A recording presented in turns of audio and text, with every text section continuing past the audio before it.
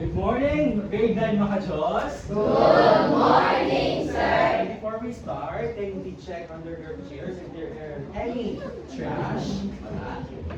Okay, before you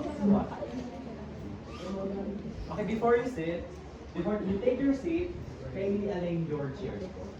Okay? Okay, sit down. Good morning! Good morning, Okay. Are you now ready for our next lesson? Yes, sir. Before that, who's the monitor? Okay, are there any absentees for today? Okay, very good. There are no absentees for today. How about your preparation? Ginawa niyo ba yung mga preparations niyo? Okay, I will collect that later. Okay? So, are you now ready for our next discussion? Yes, sir. If that's so, okay, welcome to the world of trigonometry. Okay, sit back and relax because we're going to the world of trigonometry. Okay, before anything else, let's have a review. Okay, our review is going to be a game. The title of our game is Fact Check. Okay? So this is the mechanics of the game. Okay? The teacher will get the umbrella of destiny. This one. Okay? This is the umbrella of destiny. It contains your names on it. Okay?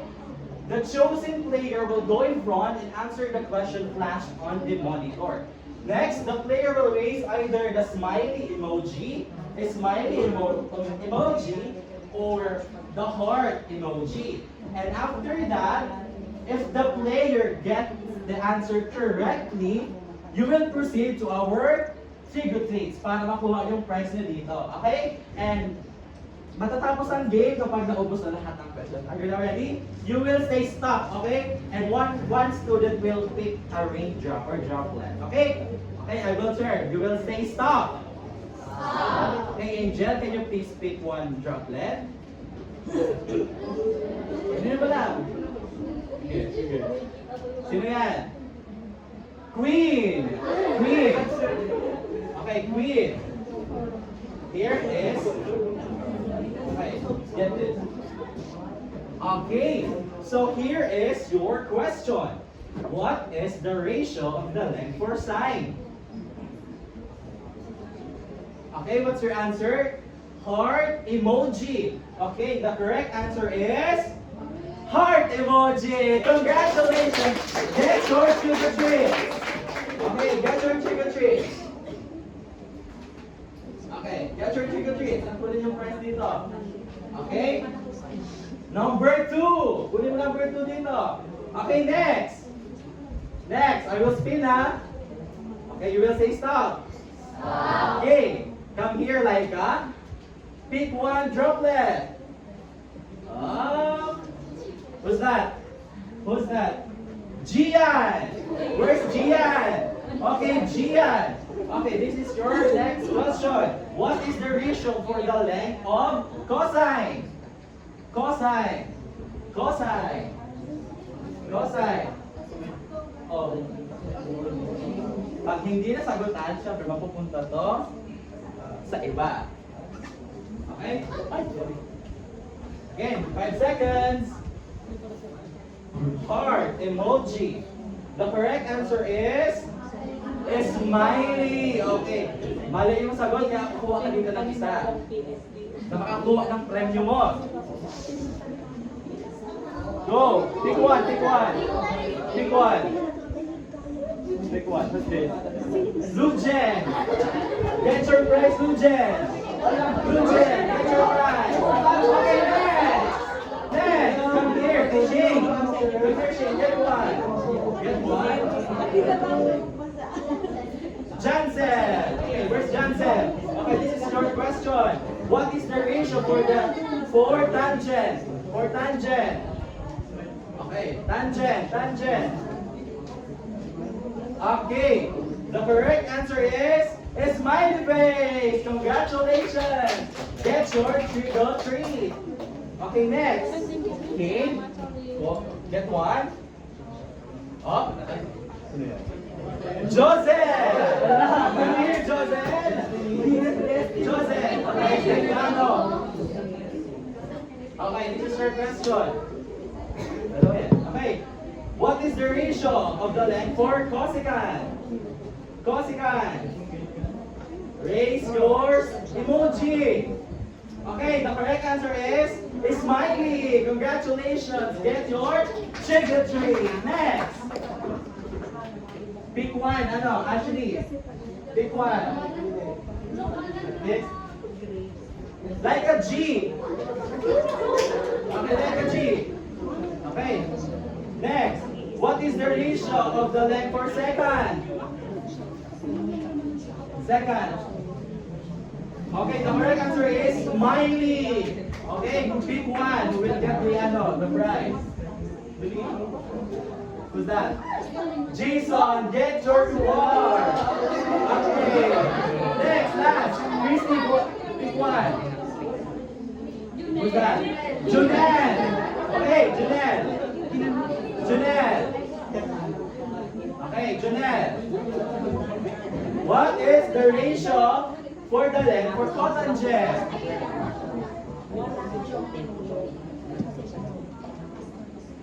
What? Smiley? Wrong. Okay, pick one. Sophia. What's that? This one? Like a bee! Yes, Again, Jayma? Okay, so basically this game, what previous topic? All about? Very good, trigonometric ratio. So here are our learning objectives. Okay. Before anything else, I teach you the mnemonics, okay? So the Sokatowa and the Choshakao. Okay? So as your guide, please look here. Okay? Sokatowa and what is the other one? Choshakao. Very good. Chosha and Kao. Okay? Choshakao and Sokatowa. So here is our objective. Who can read our objectives? Yes, Angel.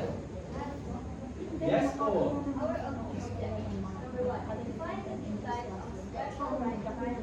Okay.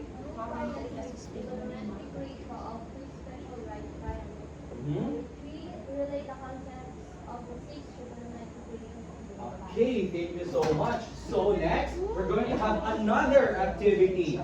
Activity 1 entitled, What Do You Notice? Oh, I have here a figure, okay? So, I want you to observe and write your observation, okay? Okay, so here is the first figure. Okay, please take note of the figure. Okay, please take note of the figure. Okay, you can draw it. Please take note of the figure. Okay, next. Okay, next figure. This one. This is the first figure. Okay, this is the first figure. Okay. Okay, now this is the second figure. Okay. I have a question. Question number 1. What have you noticed about the lengths of the sides of each triangle?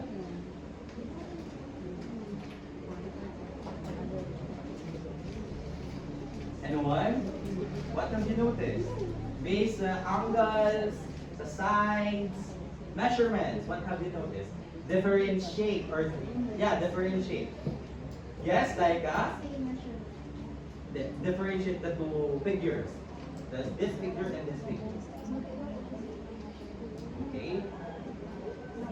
Okay, magkaiba yung measurements. So, next, thank you. Next, what have you observed about the measures of each triangle? Yes, Adrian. Dito, equal. The second figure is equal angles. How about that first figure? Pareho? Different. Okay. So, these two figures is what we called special angles. Okay? Special angles. Okay? This is what we call special angle. Okay? So, there are two types of special angles. The 30, 60, and 90, and the 45, 45, 90 triangle. Okay? So, these are the special angle. Okay? Next is, let's start with the 30, 60, and 90 triangle, and the 45, 45, 90 triangle. So, let's start with the 30, 60, 90 triangle. So, what is a 30, 60, and 90 triangle? Okay? So, who can read the definition for 30, 60, and 90 triangle? Yes, Queen.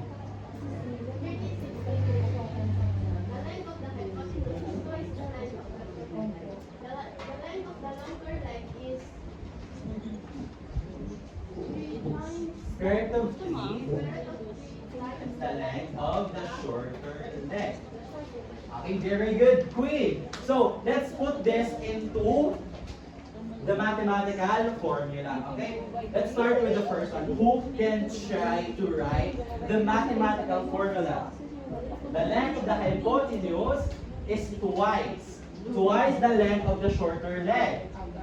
Ano ba yung mathematical formula natin dito? Anyone? Any guess? Okay, I will do it now. So, the mathematical formula for this one is like this. Hypotenuse, what? Is equal to? Twice. Pag sinabi twice, is equal to the length of the shorter leg. Twice the shorter leg, or 2 times the shorter leg. So this is the mathematical formula for this one. How about the second definition? Any guess? Okay, longer leg. Shade. Write it on the board. Longer leg is 3 times. Longer leg.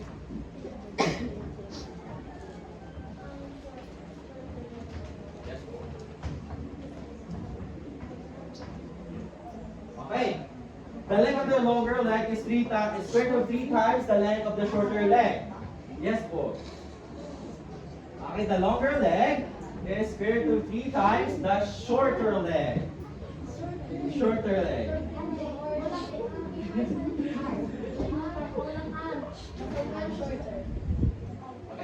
Okay, very good Shane. Okay, very good Shane. Let's have an example. Okay, refer at the figure. Take note that malalaman natin kung alin yung larger side na nakadepende sa angle. Okay, the smaller angle, yung opposite niya, the opposite side is the smaller side. While the larger angle, yung opposite niya is the larger side. Okay? Take note of that.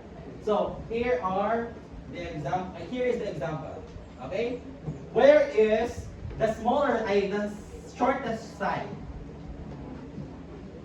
Shortest side.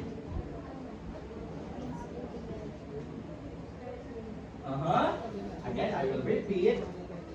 The smaller angle, the opposite of the smaller angle is the smaller side. Here. Very good. A. A is the shorter side. How about the longer side? A square root of this one. A square root of 3. 3 here. Because this is the longer side. May 3 po dito. Okay? May 3 dyan. Okay? Based po baga doon sa mathematical formula natin, A is square root of 3. Okay? So the hypotenuse is 2A. Okay, now, are you familiar with the trigonometric ratio on how to find? Okay, let's find first the trigonometric ratios for the 30 angle, 30 degrees angle. Okay, let's start with the 30 degrees angle. So let's find the trigonometric ratios for the degree 30. Okay, let's start with the 30. So I need volunteers who can find the values. Okay, let's start with, I need 6 volunteers. For sine 30, yes, Maureen. For cosine 30, yes, Laika. For tan 30, yes, Queen. For cosecant 30, yes, Shane. For secant, yes, Angel. And for cotangent, yes, Kate. Okay? Your answer, ito na lang. Apa? Here is the chalk.